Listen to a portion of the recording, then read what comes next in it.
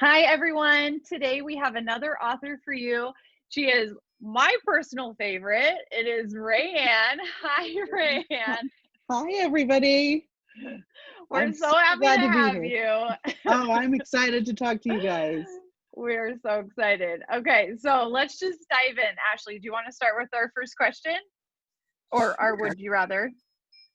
For our would you rather, RaeAnne, give up chocolate for an entire holiday season or cheese boards?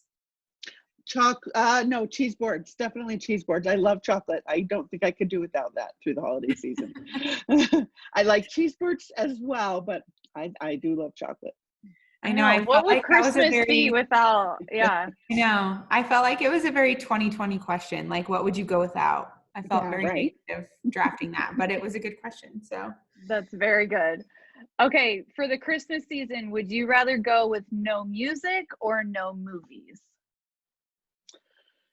Oh, I don't think I could do either one of those, but I mean, I couldn't do without Christmas music for sure, so I'd have to say no movies. Although that would be hard because we have our own traditions and certain ones we have to watch, and it doesn't feel like Christmas until we watch them.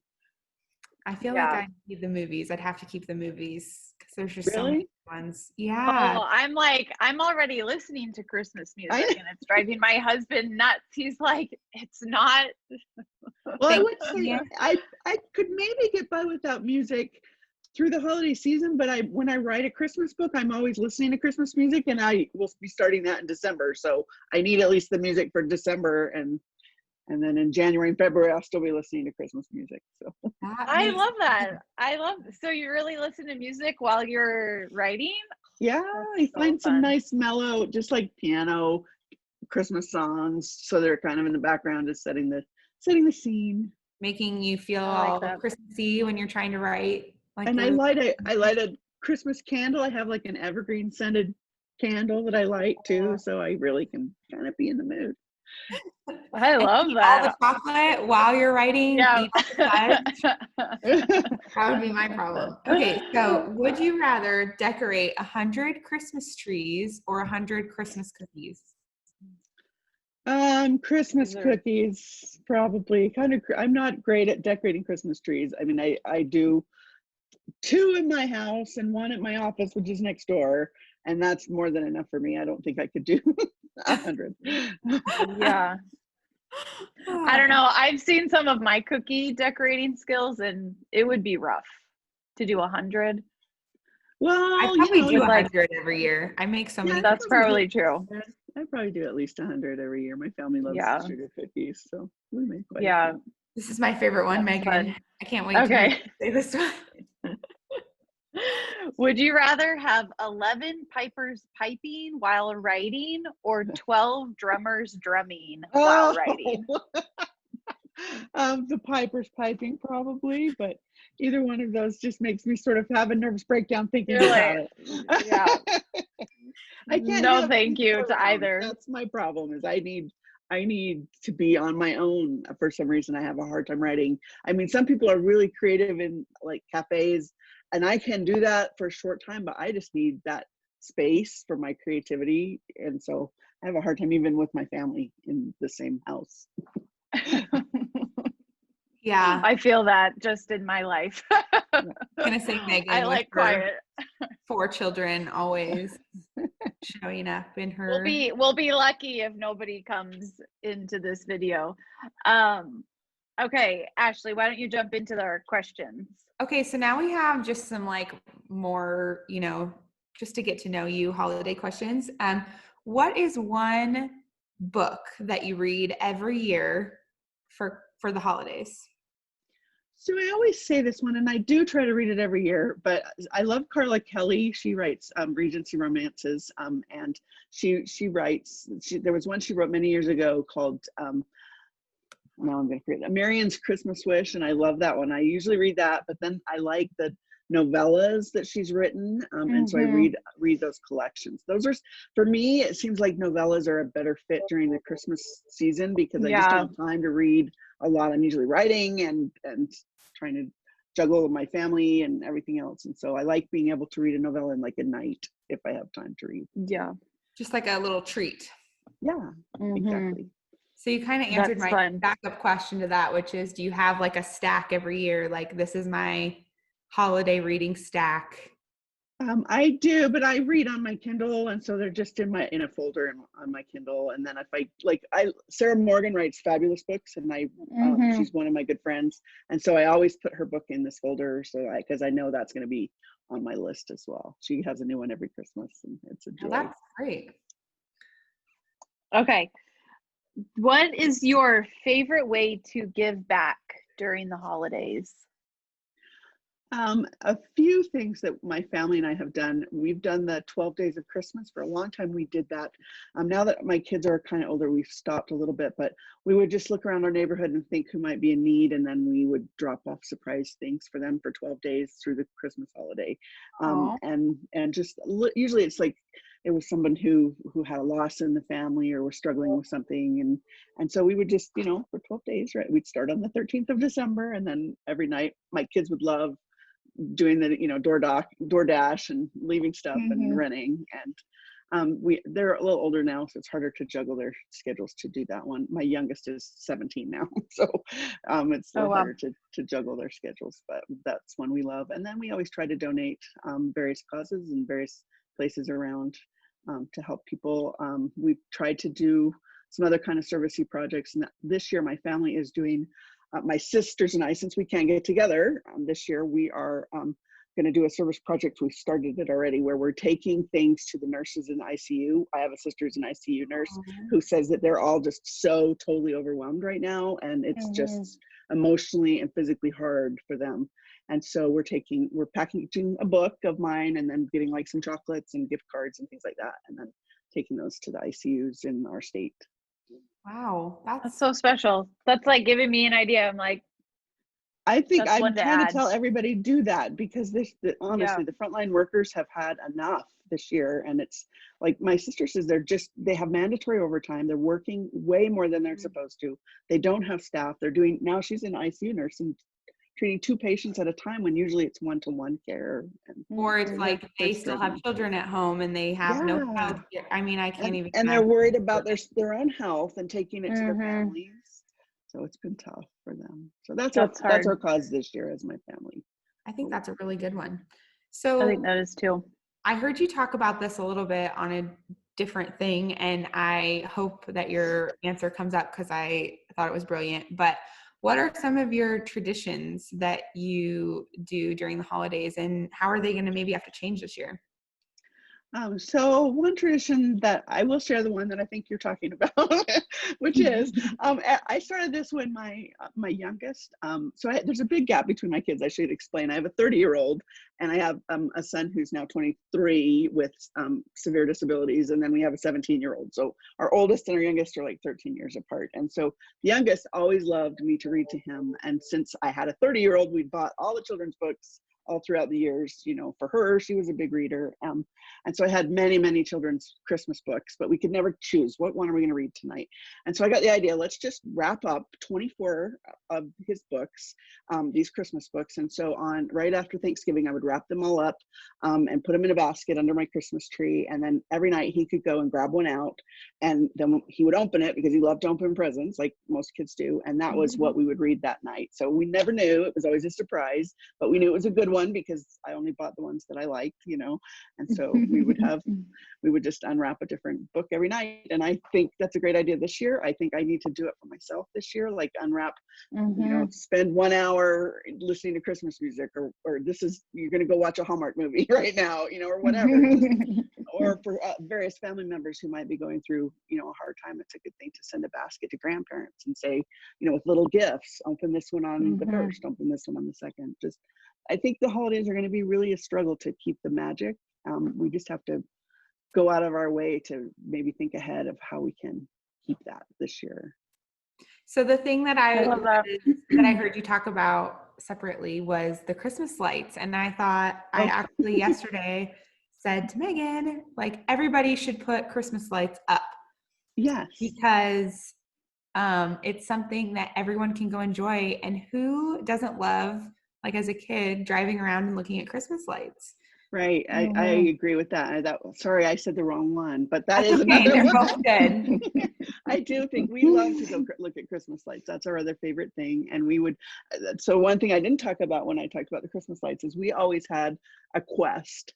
We would like come up with Mm. some weird thing that we wanted to look for with Christmas lights, like a penguin. Well, penguins aren't that weird anymore, but like a turtle. See if you can find a turtle in Mhm. somebody's yard. And so we would drive around and everybody be looking for a turtle. And it was always so exciting when we would find that. And you'd be That's a astonished fun at idea. the things that you can My find. kids would love that. That's a good idea. I That's think fun. that's Okay, really fun. oh, That was it. Kate. Okay, last question. What is your favorite holiday movie? My favorite holiday movie, the one I love, Elf. We watch Elf every year. That's one of our absolute favorite traditions from the first year it came out. That's been a classic with us. Home Alone is always such a good one. We love that one. You know, I have to admit, we watch Christmas Vacation and pretty much have that one memorized and watch that one almost every year. But we have our That's traditions. fun. That's great. Megan Yeah, needs to get busy watching Christmas Vacation. I know. I've like maybe seen it one time, which is like I'm 34. Like, come on, get my act together. Like, it's been around for a long time. Yeah, you But need to watch it. Although I'm more of like I would say like a classical Christmas movie person. I feel like I love Elf, but in terms of the lineup, Right. I We feel like do I watch fall It's a into that Wonderful Life. classic. It's a Yeah, Wonderful Life. We can't have a Christmas season without watching that one. Christmas I'll Story. admit I've never watched Miracle on 34th Street all the way through, so I'm probably one of the only Christmas people who've never watched that one all the way through. I need to, but the other one I what like, but nobody ever. about White Christmas? I do like that Anybody? one. I like Okay. that one a lot. That one, they did a play of that a few years ago locally, and it was a fabulous production of it. Oh, I bet that would be really good. Go every year. But the one that nobody talks about, and I never can remember the name of it, but it's Arthur Christmas, which I think is an adorable show. Not many people have seen that. I have one, not but. seen it or heard of it. Oh, really? Because it's got James McAvoy. It's animated. It's got James McAvoy as the lead little guy, and I think it's hilarious. So add that to your list. I don't know this. Arthur Christmas. Okay, we're gonna add it. Okay, we'll keep you posted. We'll come back with reviews for everyone. Okay, do it. That movie. Yeah. Well, I think that's Okay. all we had. Can you tell us about your book? Okay. So my latest release is up there, which I don't know if you can see it. It's Christmas at Holiday House. Oh, there it is. This is the one that you sent to me, and you signed it. Oh, good. And I definitely cried. So that was. I sent you another one yesterday because she said send one. So I don't know if you want to give that one away or whatever. But I'm keeping this one. Yeah, we will do a giveaway with the one that you sent. Yeah, right. Perfect. Yeah. So the book is basically a standalone Christmas book. It's set in a little town called Silver Bells, Colorado. And I was thinking at one point I was going to make a series out of it, but in talks with my editor, I think right now it's going to be a standalone. I might come and revisit the town in some future book, but it's about a woman who is basically at a crossroads in her life, and she's ready to make some changes, and ends up spending one last Christmas, wants to give her son this fabulous Christmas, and they spend it in a ski town. She's going to help this old lady who's got some health issues, and she's a nurse, and so she goes there to help her and ends up falling in love with the lady's grandson and loving this little town. And there's also a second romance, and this is kind of the first time I've done a secondary romance that I had lots of fun with, writing about the hero's sister and her story, and they were a wonderful couple. I could have written a whole book about them, but they're secondary romance. That's awesome. Fun. So what can readers expect? Like if somebody has never read a RaeAnne book before, what can they expect when they pick up one of your books?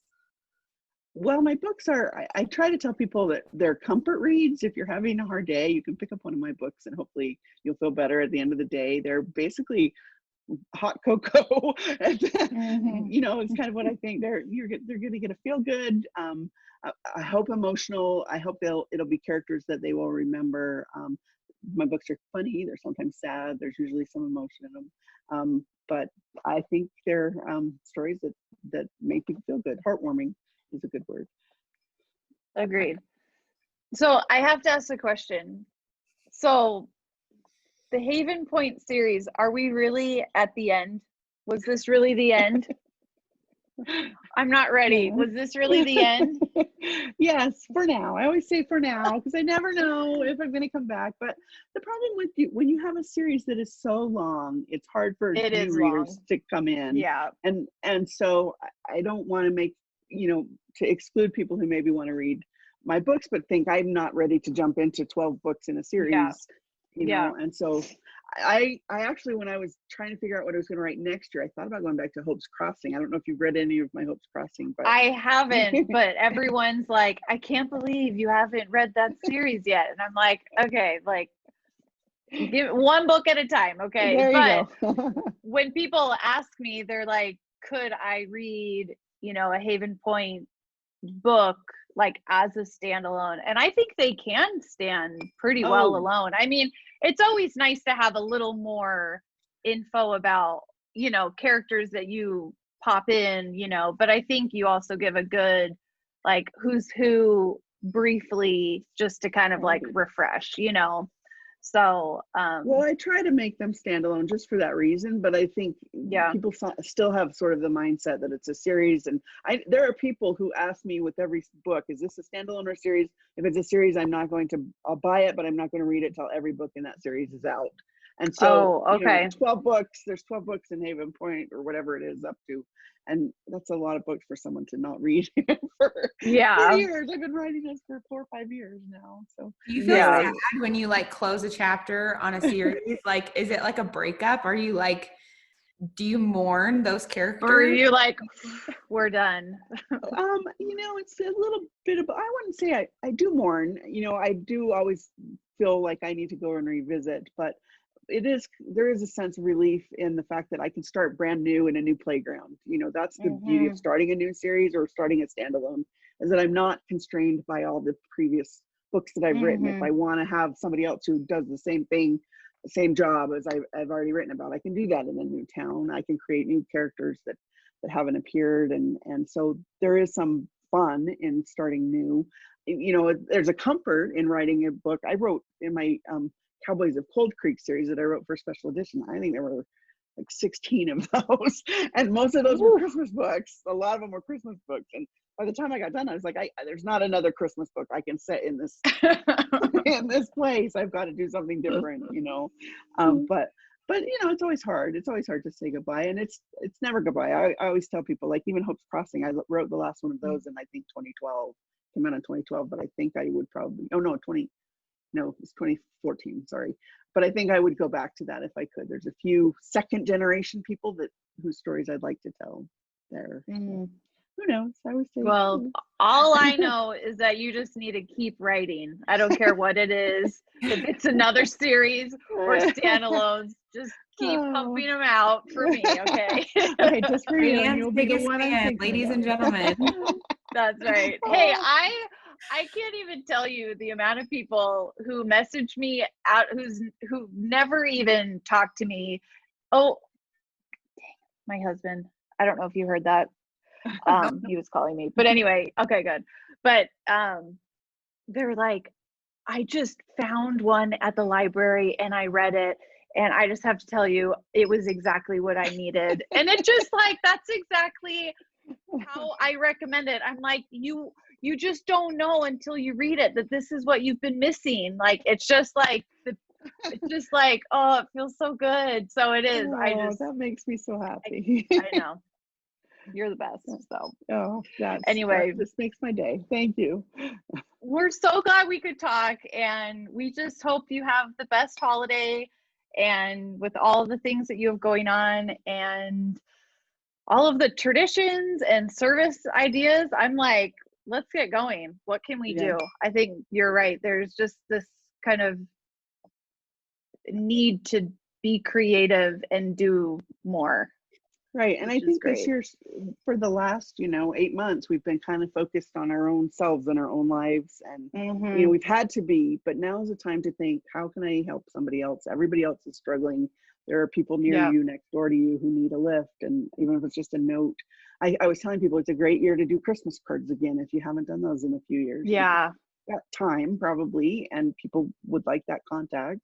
And so there's a lot of things we can do. We just all need to, I need to think about it. It's mainly that message is for me because I get so self-involved with deadlines and my family and everything that I just need to remember that, it makes me happier when I'm helping somebody else, and it makes our holidays better.